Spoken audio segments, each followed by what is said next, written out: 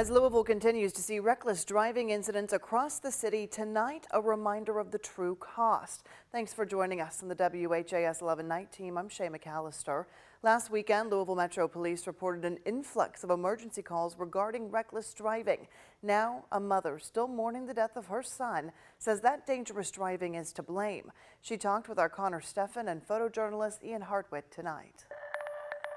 It's very pretty. There's so much history. You know, it's not a bad place to be. In Louisville's Portland neighborhood, the historic streets are painted with tire marks. I'm just worried about the kids out there that's going around in circles. Louisville's bouts with reckless driving hit this area last Saturday. LMPD said it received 27 calls across the city last weekend regarding reckless driving. The department released this video Friday showing a large gathering near Portland Avenue and Northwestern Parkway. The incident left several injured and led to several arrests. This is that intersection here now. You can see the cars and the crowds have cleared, but take a look at the roads. The tire marks remain. That burnt rubber doesn't even begin to tell the full story. When someone tells you to stop, stop. This week marked the start of a new chapter in a Stephanie Russian's life. And that's something I wasn't prepared for at all. A mother should never have to bury their child. Last Saturday, her 21-year-old son, Gavin, was out on the road with friends when the car he was in crashed on Lexington Road. An investigation found the 24-year-old driver, Daniel Bell, hit speeds of 100 miles an hour when he lost control, injuring 4 people and killing his best friend. He's now facing several charges. I had sat there and watched him play and stuff, back and forth. Stephanie remembers her son on the courts he loved and spent most of his life on, in Seneca Park. I feel his presence. You feel his presence? I feel his presence. I feel him saying, "Mom, I'm okay." 1 week ago, Javen was playing pickup on these courts. Now his mother plans to honor his life here with a memorial Saturday and has this message for those driving dangerously. But if someone's like telling you, please slow down, please slow down, slow down. In the Portland neighborhood, Connor Steffen, the WHAS 11 night team, on your side. Under a new city ordinance, drivers can be fined up to $2,000 and their cars can be seized up to 6 months. Since the Metro Council passed that ordinance, LMPD says they have seized 35 vehicles.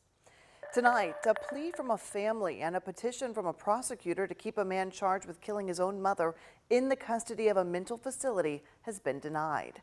Now, the Kentucky Attorney General is taking over the case. Gavin Perkins' family says they are concerned for the public's safety ahead of their brother's release, which is expected this weekend. Perkins was charged with killing his mother in 2018, but deemed mentally unfit to stand trial twice and has been held at Central State Hospital ever since. According to a statement from the Perkins family tonight, doctors have turned down the petition filed by the Commonwealth's attorney. The family says, quote, "This will allow Gavin to be released this weekend. We are very fearful for ourselves and for the general public." And the governor's office and Commonwealth's attorney say they are turning the case over to the Attorney General's office for consideration. Should Kentuckians who have been wrongfully convicted receive compensation from the state? That's what 3 exonerated people are urging Kentucky lawmakers to do. 38 states already have similar bills in the books. The 3 men who testified today before an interim committee said they have suffered pain and hardships while in prison and finding work after their release, even though they were exonerated. We suffered a lot going through what we've been through, and I don't feel like we're really taking into accountability for what we've suffered. This is not a bill that should have any opposition. And if you disagree with that, I ask you to go back to your districts and ask any member of your district if they were jailed for 1 day wrongfully, should they be compensated? Under the bill, people who were exonerated and could show they were innocent would be eligible for damages from the state of $65,000 for every year they were incarcerated. They would still be able to sue local or state police for civil rights violations. The Justice Department has unsealed the federal indictment against former President Donald Trump. The document outlines the government's case and the criminal counts Trump now faces. That development comes as sources tell ABC News a Trump aide is also facing a federal indictment. ABC's Justin Finch has the story.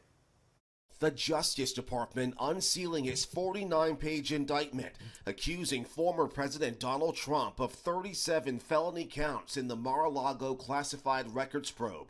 His aide, Walt Nada, also charged in the case, accused of allegedly helping to hide documents. Special counsel Jack Smith inviting Americans to read the indictment, which prosecutors say shows Trump was personally involved in the willful retention of government records after leaving office, and then obstructed authorities' efforts to retrieve them. The indictment alleges while President Trump gathered classified documents and other materials in boxes, including information regarding defense and weapons capabilities of both the United States and foreign countries, United States nuclear programs, potential vulnerabilities of the United States and its allies to military attack, and plans for possible retaliation in response to a foreign attack. Our laws that protect national defense information are critical to the safety and security of the United States, and they must be enforced. The charging document, including images prosecutors say show those sensitive records were unsecured, alleging they were improperly stashed in a bathroom, a ballroom, and a shower at Trump's Mar-a-Lago estate and private club. The prosecution also detailing 2 instances in which they say Trump showed military documents to people without security clearances. One time in a meeting with a team working on a book, prosecutors say they have Trump's own words on tape telling the group he still has a sensitive document that he never declassified. Trump took to his social media platform to clear his own name. I'm innocent, and we will prove that very, very soundly and hopefully very quickly. Trump plans to resume campaigning for the Republican presidential nomination with an event tomorrow, and then Tuesday is scheduled for arraignment in Miami federal court. Justin Finch, ABC News, Washington. This is just one battle the former president is facing. In March, he was criminally charged in New York on 34 counts of falsifying records. That's in connection to an investigation involving hush money payments to Stormy Daniels. He's pleaded not guilty to all of those charges. In May, the former president was found liable of sexual abuse and defamation in a civil case against columnist E. Jean Carroll. He's also facing another investigation by the Department of Justice related to his role in the January 6th attack on the Capitol. In Georgia, he's facing a similar investigation into his alleged efforts to overturn the 2020 election. New tonight, Kentucky Attorney General Daniel Cameron's defending controversial Senate Bill 150. The ACLU is currently challenging the part of the bill that would ban gender-affirming care for minors and revoke the license of doctors who provide such care. In a statement, Cameron said the legislation protects children from the irreversible effects of unnecessary and experimental medical interventions. The ACLU has asked for an injunction to be put into place, blocking the law while the lawsuit plays out in court. Cameron's brief says if the court grants the injunction, Kentucky's children will be, quote, irreversibly damaged. The case is pending in federal court. An Indianapolis family's packing up and leaving the Hoosier state, saying they don't feel safe there anymore. Sandra Mitchell is a queer author who's married to a transgender woman. Mitchell said she never imagined leaving, but after dozens of anti-transgender and LGBTQ+ bills passed in the legislature, they don't feel welcome. You know, now that they're that determined to pass all of these laws that, you know, prohibit basically my wife's existence, my family's existence, how can we stay? Mitchell says although they are moving, the couple plans to continue to advocate for the LGBTQ+ community in Indiana. The Kentucky Horse Racing Commission has released the necropsy for a horse that died on Derby Day at Churchill Downs. Chloe's Dream suffered multiple fractures in his knee during the race and had to be euthanized. According to the necropsy, no pre-race injuries or any drugs were detected. The vet concluded a lightly raced horse with no red flags that increased the chance of an injury. 12 horses have died at Churchill Downs since mid-April. Investigators say they haven't found a pattern in the deaths, but the track has moved the rest of its spring meet to Ellis Park in western Kentucky. Those races begin tomorrow.